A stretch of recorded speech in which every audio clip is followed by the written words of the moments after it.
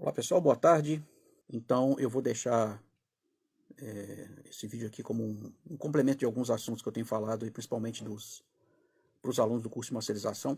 Queria juntar com algumas coisas aí que eu tenho respondido de dúvida esses dias e mais algumas coisas. Eu queria falar um pouco hoje a respeito de uma dúvida que é comum. Como lidar com algumas situações relacionadas a mono, estéreo, mid-side, esse tipo de coisa. E o que eu vejo, a questão do problema, né? O que dá problema normalmente, que acaba gerando problema relacionado a cancelamento de fase e esse tipo de coisa. É quando a pessoa tenta pegar uma música que está mal gravada, um conteúdo que está mal gravado, um conteúdo que foi mal produzido, e ela tenta utilizar de algum recurso, algum efeito, alguma coisa para poder encobrir aquela deficiência que tem na gravação, que tem na produção de uma forma geral, que tem no arranjo e tudo mais. E aí, o que ela está fazendo é o seguinte, ela está colocando um... Ela tá colocando um recurso, um efeito, ela está manipulando o áudio de forma que ela possa mascarar aquela deficiência com esse efeito, e esse efeito ele vai gerar um defeito lá na frente, ou um efeito colateral. E esse efeito colateral, muitas vezes, ele está relacionado à forma como o áudio vai se comportar na etapa de mixagem e na etapa de masterização. Porque muitas vezes a pessoa que tá mixando, ela está colocando o efeito e ela não tá tendo uma... De repente ela não tem a experiência necessária, ela não tem o conhecimento necessário. Então, ela mistura tudo, ela usa o efeito, ela acha que melhorou, acha que ficou mais legal. E aí, quando chega na etapa de masterização, às vezes ela mesma masteriza e ela não consegue chegar no nível de sinal correto. Ela atinge os níveis de lufs. Se ela está pensando em lufs, ela atinge os níveis de lufs, mas ela não tem a resposta adequada. Então, a música não atingiu o potencial de loudness todo que podia. Então, a música ela ainda soa mais baixa do que outras músicas que têm os mesmos níveis de lufs. Ou então ela começa a apresentar certos problemas de fase, ou ela começa a apresentar certos problemas de frequências e tudo mais. E eu queria fazer uma analogia aqui com tempero, com comida, tá? Eu estava assistindo Masterchef. Eu nunca tinha assistido Masterchef, nunca. Eu comecei a assistir o Masterchef porque alguém me recomendou assistir o Pesadelo na Cozinha. E eu já tinha visto o Jacan, a figura do Eric Jacan. Mas eu nunca tinha assistido nenhum programa com esse pessoal. Aí eu assisti alguns episódios do Pesadelo na Cozinha, acabei assistindo alguns episódios de Masterchef. E aí eu acabei conhecendo a Paola Carrossela, se não me engano que ela chama, que é a outra jurada do Masterchef. E a Paola falou uma frase, não lembro em qual episódio que eu assisti do Masterchef, de qual temporada foi, porque eu peguei, zapiei entre alguns e assisti alguns. Isso de umas 2 semanas pra cá. E ela falou uma frase que ficou na minha cabeça, que eu até anotei aqui, que é: o limite da criatividade é a falta de conhecimento. Eu falei, putz, isso aí se aplica 100% pro áudio. Porque qual é o problema? O problema é que as pessoas pegam e num outro episódio lá, o cara virou e falou assim, o Jacan falou a respeito de por que o cara colocou bacon no prato. Porque aquele prato não tinha nada a ver com bacon. Aí o cara fez uma piada, ele falou assim, porque tudo com bacon fica melhor. Aí o Jacan falou assim, então quer dizer que tudo sem bacon é ruim? Então, a gente tem que parar para prestar atenção nesses temperos que a gente coloca. Porque muitas vezes eles não combinam com o nosso prato. Ou seja, o exemplo clássico aí é a grande questão do LR. O que cabe no LR? O que cabe dentro desse prato? Imagina o seguinte, você está de frente para os seus monitores de referência, você tem um triângulo equilátero, onde você tem 60, 60, 60, certo? Então, a ponta do triângulo equilátero está aqui, ó, na sua nuca, certo? Você está na mesma distância dos seus monitores, para os seus dois monitores, e os seus dois monitores estão na mesma distância entre eles. Então, aqui eu estou a 1,65 m deles. Então, eu estou a 1,65 m aqui. Minha nuca está a 1,65 m de distância do espaço que tem entre o tweeter e o woofer. Para o outro monitor, eu também estou daqui atrás até lá 1,65 m de distância. Eu acho que 1,65 m, 1,70 m.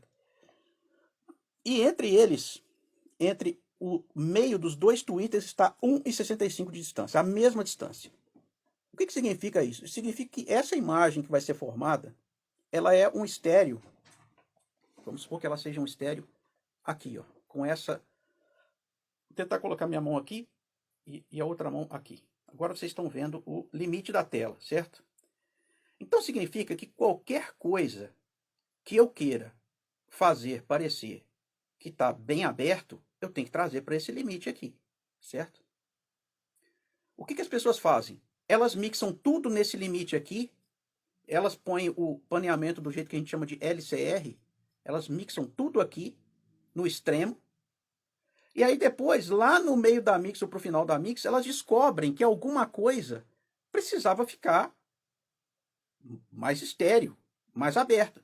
Aí elas pegam um software que vai utilizar alguns filtros de frequências, e esses filtros de frequências e pequenos delays que são adicionados ao áudio vão fazer com que esse elemento que estava, que o limite máximo é aqui, esse limite máximo venha para cá. Ele saia do campo estéreo, ou seja, ele soe maior. Qual é o problema? É que quando você aperta o mono e que tudo vem para o centro, porque o que é o mono em mixagem e masterização? O mono é a soma do esquerdo mais do direito. Então, quando você soma esses dois canais e forma o mono central, esse mono central traz junto, é somado nesse mono central todos os filtros e todos os pequenos delays, todos os pequenos samples de delays que foram adicionados para que esse material soasse mais aberto. Quando isso tudo é somado, esses elementos somem.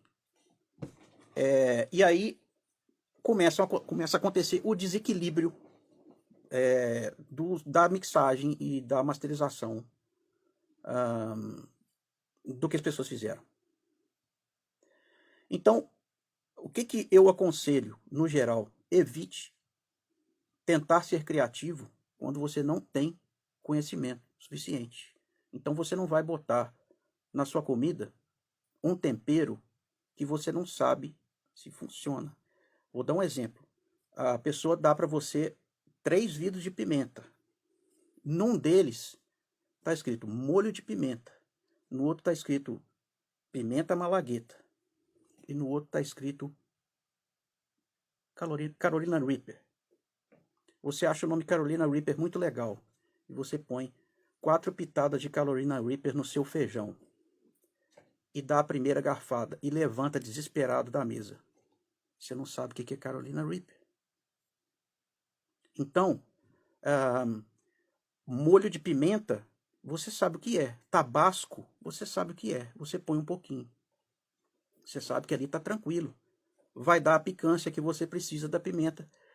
Mas não vai fazer você levantar correndo. Os outros dois, a malagueta, você acha que é forte demais. Aí você olha a Carolina Reaper e fala assim, é só o nome, né? Tem um ceifador aqui, mas é só o nome, né? Não, ela é a pimenta mais forte do mundo. Uma pimenta daquela, um quarto de pimenta daquele dentro de um vidro de molho de pimenta, com uma gota daquilo na sua língua, faz você sair correndo. Então, essa analogia que eu estou fazendo com tempero, e essa analogia que eu estou fazendo com plugins que se propõem a enfeitar e fazer as coisas funcionarem muito bem, teoricamente, dentro da sua mixagem, vai te trazer problema lá na frente. Entendeu? E aí, para corrigir esses problemas, você vai acabar tendo que trabalhar com ferramentas que muitas vezes vão deixar buracos.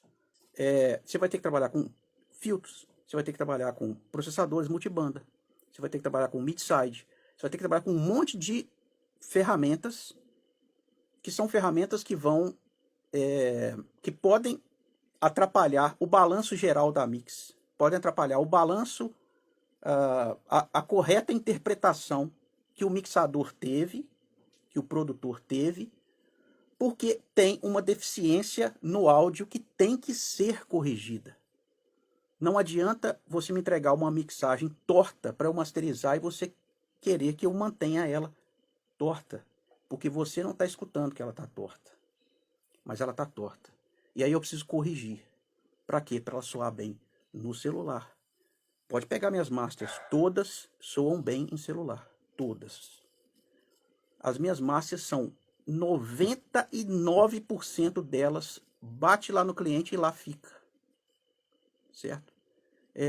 O cliente já posta. Ele fala assim, eu tenho que postar até depois da manhã, então eu tô com prazo curto, não sei o que. Eu falei, não, então eu faço hoje para você, mando. Se tiver alguma coisa, você corrige. Na hora que eu vejo, o cara não dá resposta, 1 dia, 2 dias, 3 dias, na hora que eu vejo, lançou. Falou, gostou? Nem falou que gostou. Gostou. Então, eu tenho que corrigir. Para corrigir, eu tenho que usar certas ferramentas. E aí eu tenho muito mais trabalho para poder gerar um produto na master que poderia ser um produto com potencial muito mais alto se ele tivesse sido mais bem tratado na etapa de produção, na etapa de gravação, na etapa de mixagem. Então entendam isso, entendam como funcionam esses temperos, como diria o Jacan, tumperos. Entenda como esses tumperos funcionam para você não se lascar, entendeu? Então saiba o que cada efeito desse, o defeito que causa cada um dessas ferramentas milagrosas e pare para pensar da seguinte forma, o melhor conselho que eu posso dar.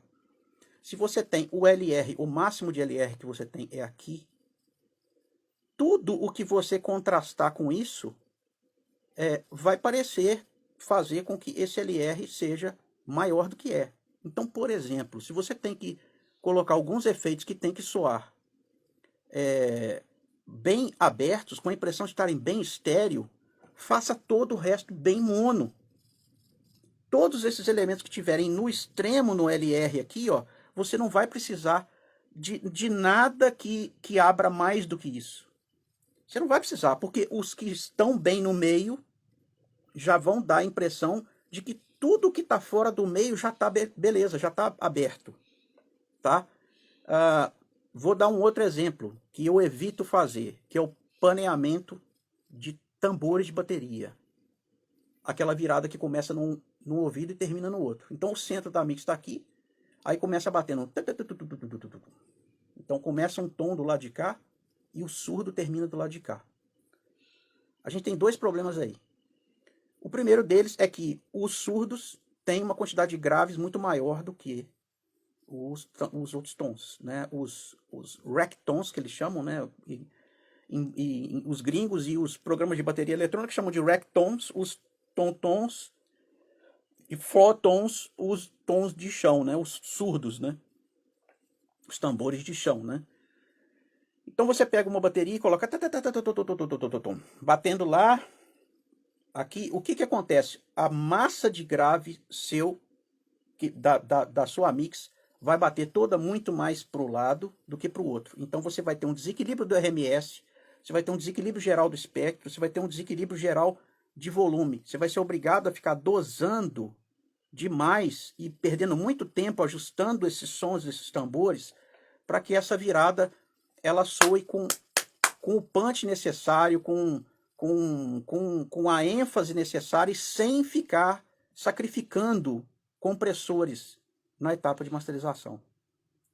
Porque existem 2 formas de a gente trabalhar. A gente pode trabalhar com compressor linkado o LR, e linkado o LR significa o seguinte: se alguma coisa bateu no canal direito, bateu forte no canal direito, o canal direito vai acionar o compressor e o canal esquerdo vai abaixar ao mesmo tempo.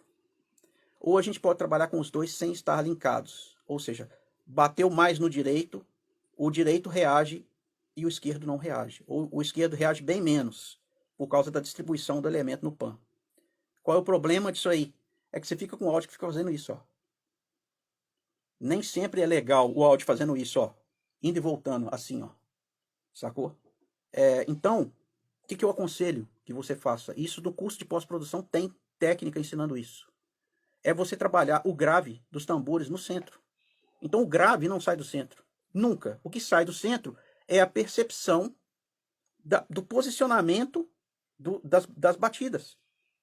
Então você escuta a virada acontecendo. Para aqueles que gostam de virada 100% LR, você escuta a virada 100% LR. Mas a percepção de que o som, a percepção do grave, ela está sempre no centro. Então as altas abrem, mas as baixas não. As baixas continuam no centro, elas continuam firmes. Então você escuta a virada, tum, tum, tum, tum, tum, tum, tum, e você está sentindo que o grave está aqui, ó. O grave não sai daqui do centro, tá? Isso tem no curso de pós-produção, tá? Que mais? A outra questão que eu falei é a falsa percepção do estéreo com relação ao mundo real. Uma boa parte das pessoas vai escutar no falante do celular ou vai escutar em dispositivos Bluetooth, tipo Alexa, esse tipo de coisa, tá? Ou caixas Bluetooth que às vezes elas têm o áudio estéreo, mas elas colapsam em mono, tá? Então elas tocam os dois canais com um alto-falante só. Algumas caixinhas maiores têm estéreo mesmo, um falante para cada, um falante para o L e outro para o R, mas uma boa parte delas é um falante só. Celular também, a maioria deles é um falantinho só, e é um falantinho assim muito ridículo, é um falantinho SMD assim muito, sabe, não dá para considerar nem alto-falante aquilo ali, e as pessoas escutam som por ali. E uma outra parte das pessoas vai escutar no fone de ouvido. E aí tem uma questão relacionada ao fone de ouvido, que é o seguinte: se você põe qualquer elemento que você põe muito no extremo, no fone de ouvido, a tendência é que ele fique distrativo demais, é que ele chame atenção demais para ele, porque ele está aqui, ó. Então a massa toda está acontecendo aqui, certo? Está tudo acontecendo em volta do centro, e algumas coisas estão cintilando aqui, ó. Elementos às vezes percussivos que não é para estar ali, cara. Você fecha o olho e tenta pegar o palco sonoro. O ideal é que você imagine tudo aqui, ó, tá? Aqui, ó.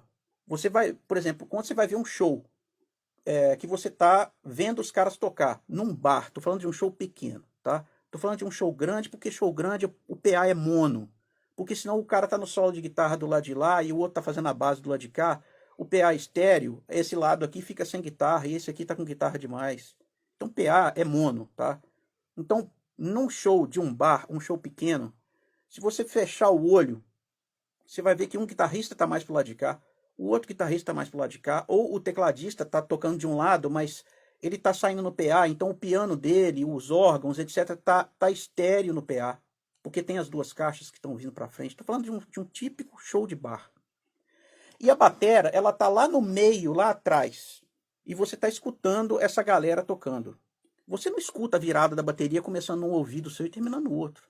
É irreal isso. Não funciona assim. O próprio baterista sentado na bateria, ele começa a virada aqui, ele escuta o tom que ele está tocando na esquerda com um atraso tão minúsculo do ouvido esquerdo para o ouvido direito, que isso só é o suficiente para ele orientar a percepção dele de que a batida está ali, não está aqui. Mas ele não tem essa ideia de que ele batendo o surdo do lado de cá, esse ouvido aqui está completamente isolado desse. E quando você pega um surdo e coloca ele na direita, isola ele no fone na direita, e esse surdo só toca aqui, cara, é horrível isso. É uma sensação horrorosa de mixagem. Eu considero isso uma mixagem amadora. Essa ideia de querer fazer o palco sonoro completamente fora do propósito real. Você tira a pessoa da imersão. As pessoas assim, vai ficar aquele monte de sons, aquela imersão. Não, amigo, se você quer trabalhar com isso, você vai para o 5.1, vai para o binaural, vai para o 5.1, vai para o filme. Aí é outra questão. Mixando música, o palco sonoro ele tem que estar aqui, ó. Você tem que ser capaz de entender as coisas quando você fecha o olho. Você tem que ver os músicos aqui. Não é ver o músico aqui atrás e o outro lá no fundo e um sininho que bate lá na casa do caramba. Não é isso, não é isso. Tem que estar aqui, ó.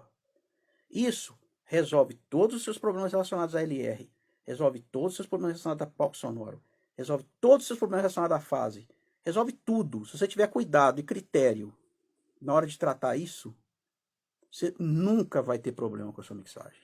Nunca. Entendeu? É isso. No geral, o que eu queria falar é isso. Tem algumas perguntas aqui. Conheçam os temperos antes de usar. Saibam que o bacon não combina com tudo. Infelizmente, tá? Usando a analogia ali do MasterChef, tá? Se você não conhece e sai usando efeito ou sai colocando tudo de dentro da sua cabeça, você cai naquele problema que a Paola Carrossela falou, o limite da criatividade é a falta de conhecimento. Ou seja, o cara é criativo, mas ele não sabe o que está fazendo. E aí ele causa um problema lá na frente. Só para resumir, tá? E esse problema sobra para quem?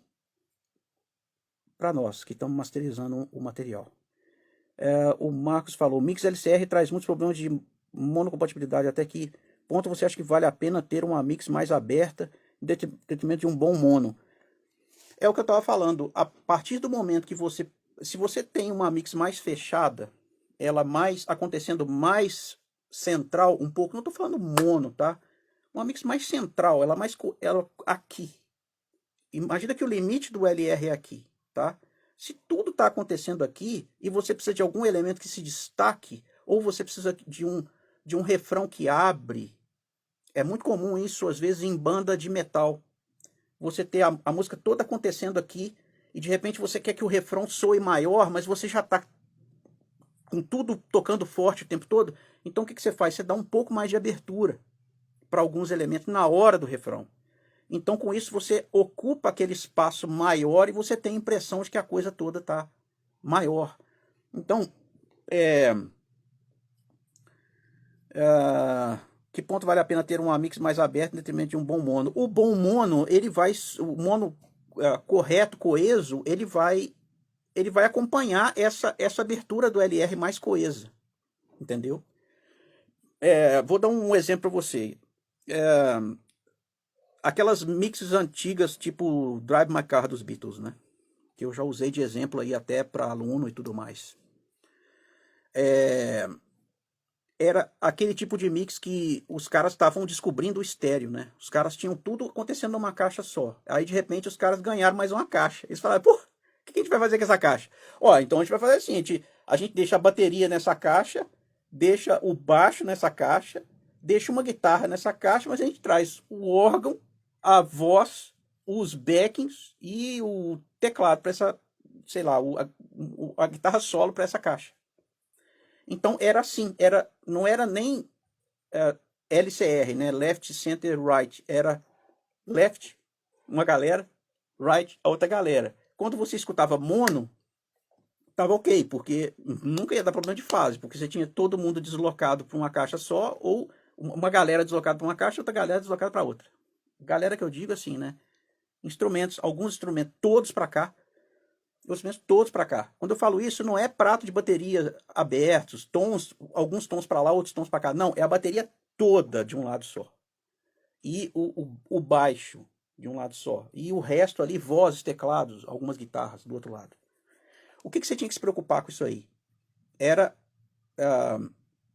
como tudo isso está balanceado quando você tem o som em duas caixas. Porque o que vai ser formado ali para você daquele palco é uma imagem que como gravava com muitos vazamentos e os reverbs que se usava eram reverbs naturais, usava muito chamber, né? Jogava o som numa caixa para um salão e pegava um microfone e gravava isso lá. Então o que voltava no salão voltava misturando com o resto. Então vazava som nos reverbs naturais, as coisas vazavam de um lado para o outro, né? Então o que você tinha ali era a mistura disso tudo. Qual era o princípio aí? O princípio era ver como estava média RMS e pico dessa turma toda. Como é que esse som estava pulsando? Ele estava legal nas duas caixas? Ou ele estava assim em uma e estava assim pequenininho na outra? Isso aqui não podia. Então a coisa toda tinha que ter essa pulsação, tinha que ter essa, tá? Para poder funcionar bem. Vamos continuar aqui, deixa eu ver aqui. Equalização também ajuda muito na localização de cada elemento no mix, isso é correto? Ajuda. É o seguinte, a percepção do estéreo, ela se dá por 3 fatores, por frequência, por atraso e por nível de sinal. Se você tem alguma coisa que está equalizado mais brilhante no L e no R, do L do que no R, a percepção de frequência mais alta vai dar a impressão de que esse som do R está chegando primeiro, principalmente numa situação mais direcional. O outro fator é volume. Né? Se está tocando mais baixo numa caixa, se na esquerda está mais baixo do que na direita, a percepção é de que está vindo primeiro, está vindo pela direita, certo? Que o som está paneado para a direita, né? Em termos de volume, porque o mono central, que a gente chama de Phantom Center, não confundir com Phantom Power, porque não é isso, é outra coisa, né? São 2 fantasmas diferentes, né? Mesma frequência, mesmo volume e mesmo tempo nas 2 caixas. Se houver um pequeno atraso de tempo, também se tem a percepção de que aqui está atrasada, está vindo depois, que o som está vindo mais rápido, então, por uma das caixas. Então, você está escutando primeiro um dos lados. Então, essa é o geral.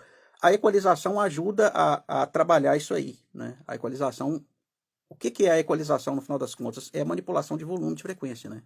Do volume das frequências. Então, isso é uma das formas de manipular o estéreo, né? O Wesley perguntou, é possível corrigir isso na monocompatibilidade? Ah, tá. Sua pergunta sobre o plugin de monocompatibilidade. Sim, de certa forma, sim. A questão é que, muitas vezes, não só um plugin desse ele vai resolver isso aí. Porque, essencialmente, o que ele vai fazer é pegar ele vai dividir o espectro em mid e side, ele vai pegar o grave dos sides e vai subtrair esse grave dos sides. Os cancelamentos de frequência, eles são mais complicados nas frequências baixas, tá? Nos graves, tá? Então, esses plugins de compatibilidade, normalmente eles fazem isso. Mas tem outras questões. Tem a questão do balanço. Às vezes o balanço fica comprometido entre o LR, às vezes a gente tem problemas em outras frequências superiores, a gente tem problemas às vezes de nível de sinal ou de desequilíbrio do LR. Então tem várias coisas que têm que ser corrigidas, tá? Quando tem problema, muitas vezes não é só a compatibilidade do mono, tá? Fale sobre equalizar os monitores para tentar deixar mais flat. É o seguinte, trabalhar com software de correção de monitores, você só usa esse tipo de correção de monitor, só usa esse tipo de coisa, depois que a sua sala está bem resolvida. Não adianta você usar um software para fazer uma correção, sendo que o que você ouve não é exatamente os seus monitores. O que você está ouvindo é o resultado da soma deles com a sala. Algumas frequências são canceladas na sala. As frequências que foram canceladas, não adianta você puxar de volta para corrigir, porque não vem. Quanto mais você puxar, mais cancela. Tá? Então, esses softwares, o que eu aconselho as pessoas a fazerem? Esqueçam esses softwares inicialmente. Tentem resolver posicionamento dos monitores. Eu vejo foto de muito estúdio aqui no Instagram. 90% deles está errado. 90%. É para ser gentil, tá? A maioria do que eu vejo está errado. Em termos de posicionamento, em termos de escolha dos monitores, em termos de escolha para tamanho da sala, tratamento acústico, 90% para mais está errado. Tá? A minha sala é perfeita? Não. Longe disso, não estou falando que a minha é perfeita. Só que eu tenho experiência suficiente para falar. Tá bom. Né? Dá para melhorar? Dá para melhorar. Com coisas simples, sem que não se gasta nem dinheiro. É posicionamento de monitor. É parar de pensar na parte estética e pensar no que é melhor para o áudio. Você está trabalhando com áudio, certo? Se você quer melhorar a parte estética, você compra móveis mais bonitos, você pinta, você, sei lá, coloca uns painéis mais bonitos, etc. Agora para de querer, só tem espaço para o meu monitor ficar aqui em cima do móvel. Então eu vou colocar ele aqui em cima do móvel. Aí você vai colocar em cima do móvel, você vai ter problema com ele em cima do móvel, posicionamento entre eles, posicionamento até você, posicionamento deles com as paredes, a interação de tudo, e o cara ainda trabalha mixando a 86 dB, dentro de uma sala que é um cubículo. Então não funciona assim. Não tem software de correção que resolva, não tem tratamento acústico que resolva nem nada. Então é uma soma de coisas. É um pouco aqui, um pouco ali, até você conseguir resolver tudo. Então, altura dos monitores com relação à sua cabeça. Posicionamento de onde você senta com relação à sala, o tamanho da sua sala. Posicionamento da sua cabeça, do seu sweet spot, que a gente adora falar esses termo gringo, né? Mas o sweet spot é o quê? É o ponto doce. Não, na verdade, não é isso. Tá? Só chamo de sweet spot, aqui a gente traduz como ponto doce ou qualquer coisa. Não tem nada a ver com isso, não. É o melhor ponto. É o ponto onde a imagem, o palco sonoro formado pelos LR, pelo seu monitor, pelos seus dois monitores, com relação a você, com relação à sala, com relação a tudo. Esse é o melhor ponto. É o ponto onde você ouve o resultado das duas caixas com a menor interferência possível da sala, com a menor interferência possível de desvio do seu ponto, aonde é o ponto que você vai sentar e vai escutar. Chegar um pouco para cá tem problema? Chegar um pouco para lá tem problema? Não. Se tiver tudo correto, não tem problema nenhum. Você não precisa ficar igual um robô aqui, assim. Se tiver tudo certinho, não tem problema. Você pode chegar para trás, você pode levantar, você pode fazer o que for. Você vai conseguir resultado bom do mesmo jeito. Então, observe. Posicionamento dos monitores dentro da sala. Posicionamento um com relação ao outro e com relação a você. Tratamento acústico da sua sala. Eu não preciso de isolamento aqui. Eu estou num lugar tranquilo e eu não gravo aqui dentro. Eu só escuto música aqui dentro. Eu só trabalho masterizando, mixando, masterizando aqui dentro. Editando, mixando, masterizando. Então eu não preciso de isolamento acústico. Eu só preciso de tratamento acústico. Né? Então é isso. Esqueça software de correção. Primeiro. Esqueça. Tá? Primeiro, ajuste tudo como tem que ajustar. Tá? E depois, aí sim, depois você pensa no software de correção. E pensa no seguinte, muitas vezes você vai comprar um software ou um sistema desse de correção, você tem um monitor, às vezes, que é um monitor barato, um monitor que te oferece pouco recurso, e você vai comprar um software de correção. Você vai gastar uma grana comprando o software ou comprando algum hardware que venha junto, um microfone ou qualquer coisa, para corrigir algo que não está bom. A grana que você vai botar nisso aí, você pega, vende seus monitores, junta mais uma grana adicional e compra um par de monitor decente e arruma a acústica da sua sala. Pronto. Tá? E aprenda a trabalhar dessa forma. Aprenda a não depender de nada para mudar o som dos seus monitores. Tá? Porque o que você escuta, no final das contas, é a sua sala. Você não escuta os seus monitores, você escuta a sua sala. Fala um pouco de automação de volume. Cara, eu falo bastante disso a respeito de automação de volume no curso de pós, cara. Automação de volume não tem uma regra, tem que exemplificar mesmo. E lá está exemplificado. Estrutura de ganho atrapalha a percepção da imagem estéreo. Talvez você esteja falando de estrutura de ganho das DAWs e aquele negócio do paneamento e tem DAW que tem uma estrutura de ganho X ou Y ou Z, seria isso? Se for isso, eu não acho que tenha nada a ver, não, tá? Essa questão de fase e tudo mais tem mais a ver com cagada que o pessoal faz mesmo, de deixar microfone com cancelamento de fase, né? Gravar dois sinais, um mais atrasado que o outro, depois soma os dois, e aí some grave, some punch e tal, e aí o pessoal fica tentando compensar e não checa, não dá flip de fase, não, nem nada. Então, é falta de experiência mesmo, tá?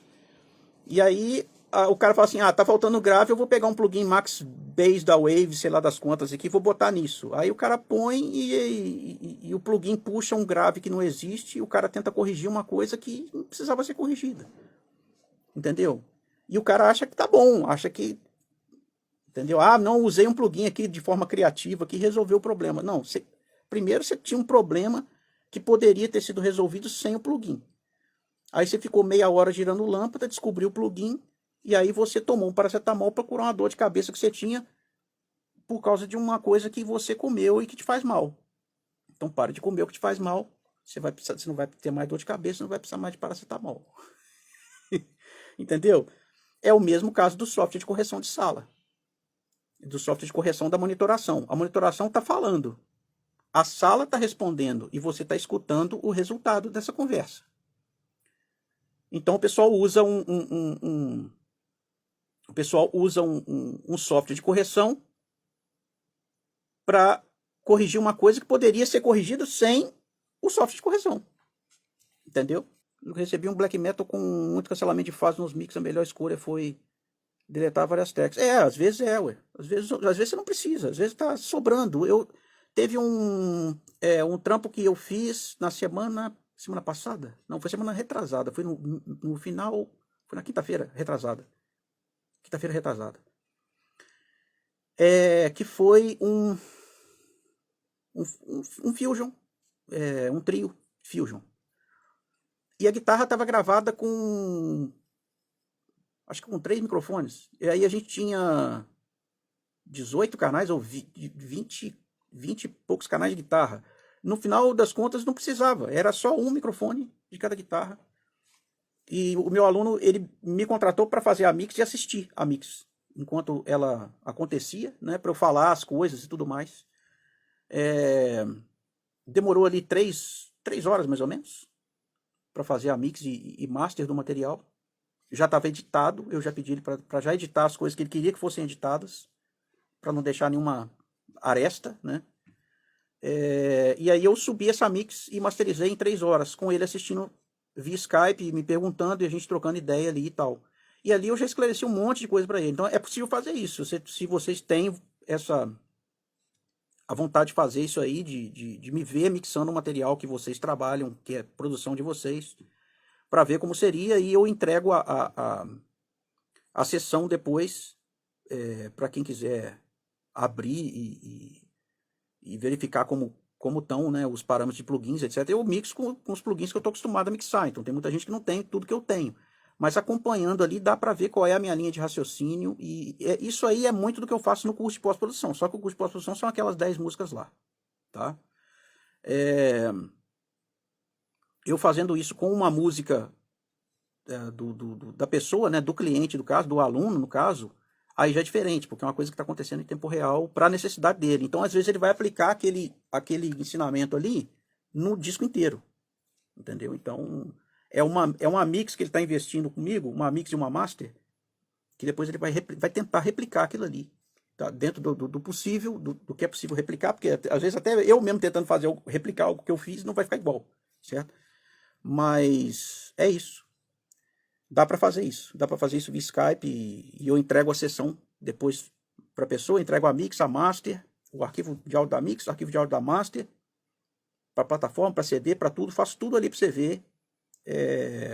Eu entrego a mix, a master, plataformas, master, CD e a sessão com tudo, com os plugins, com tudo, para você ter guardado e poder trabalhar a partir dali. Na hora da mixagem, usamos plugin específico pela intuição.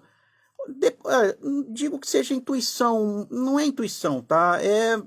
É conhecimento mesmo, é você saber qual é a proposta, o que pede, o tipo de som, e você conhecer a sonoridade do equipamento que você tem, dos plugins que você tem, o que cada um tem a oferecer para você, e a partir dali você vai trabalhar com algumas ferramentas. Por exemplo, tá? Se você acha que o som ficaria legal mixado numa Nive, e você tem um plugin de Channelstrip Nive, que vai te dar aquela sonoridade, você recorre a esse plugin Nive e bota um em cada canal, e ali você já vai ter uma sonoridade que tem aquela timbragem de distorção harmônica. O equalizador que responde daquela forma, certo? Um SSL, por exemplo, você vai colocar um plugin daquele em cada canal, você vai fazer todas as correções que tem que ser feitas, etc e tal, e na hora de pensar em mixagem, na hora de você começar a fechar esse funil, a juntar isso tudo, você vai colocar um plugin por canal, e aí você vai começar a manipular usando o equalizador SSL, o compressor SSL, etc. E qualquer coisa a mais que você precisar, você vai colocando a mais, vai colocando diferente. Então assim, a gente já tem um conhecimento prévio da sonoridade que dá cada coisa. Isso aí é experiência, não é muito não é uma coisa de intuição, entendeu? É uma coisa mais de experiência mesmo. E de costume de usar as ferramentas, saber que a ferramenta funciona para aquilo. Tem coisa que não funciona, tá? Tem coisa que simplesmente não funciona. Vou começar as minhas primeiras mixagens de trabalho autoral. Me dá uma dica nesse processo. É o seguinte, se já está gravado o material, tente começar pelas músicas mais simples primeiro, tá?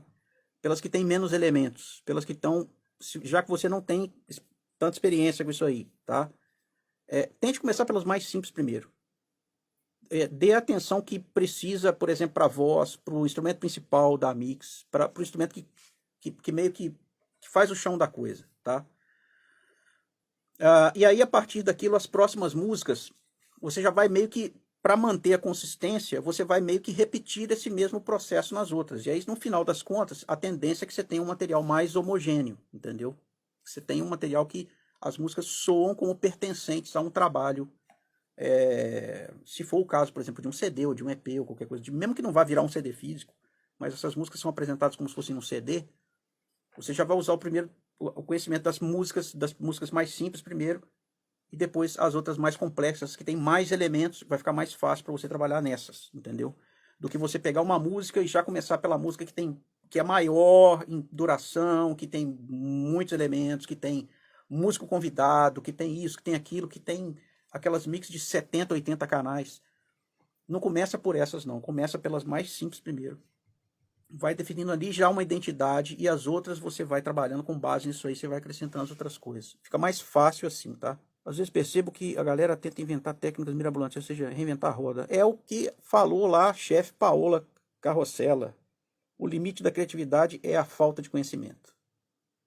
Escreve isso aí, bota isso aí, olha, toda vez que você estiver pensando muito, girando muita lâmpada, você olha para lê essa frase.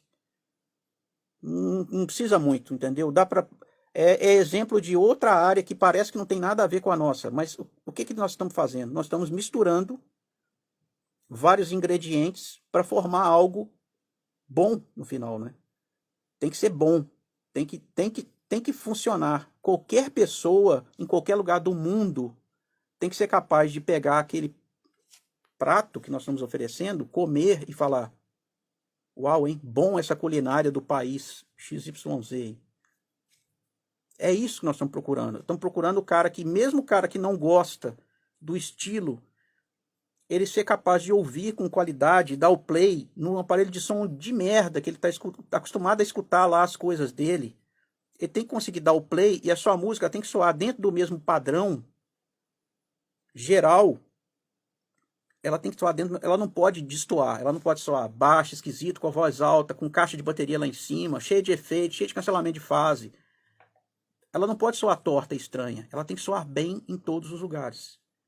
Ela tem que, independente do estilo, o playlist do cara é muito doido, o cara mistura samba com death metal, com não sei o quê, ele tem que sair de uma música para outra e cair na sua música, e ela tem que estar soando bem ali também, no meio. O cara fala, pô, legal isso aqui, velho. Ele tem que ir lá dar uns 5 estrelas lá para aquilo voltar para o playlist dele, entendeu? É isso que a gente quer, no final das contas. Então tem tudo a ver a analogia com comida, se a gente for parar para pensar nisso, né? A pessoa tem que ficar com gostinho de quero mais. E é para isso que a gente aprende a mixar direito, a gente aprende a misturar direito.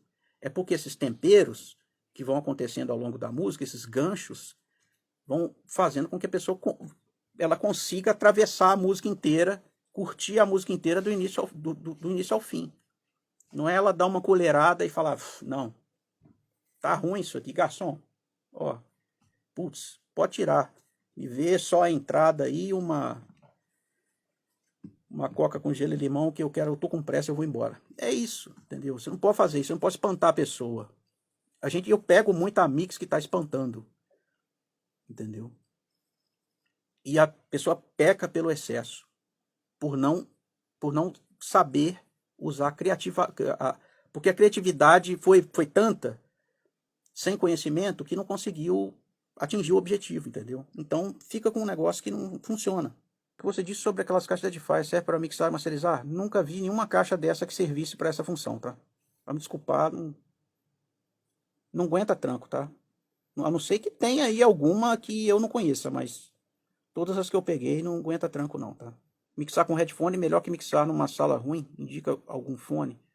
Eu digo que, tipo assim, de certa forma é viável mixar com fone, mas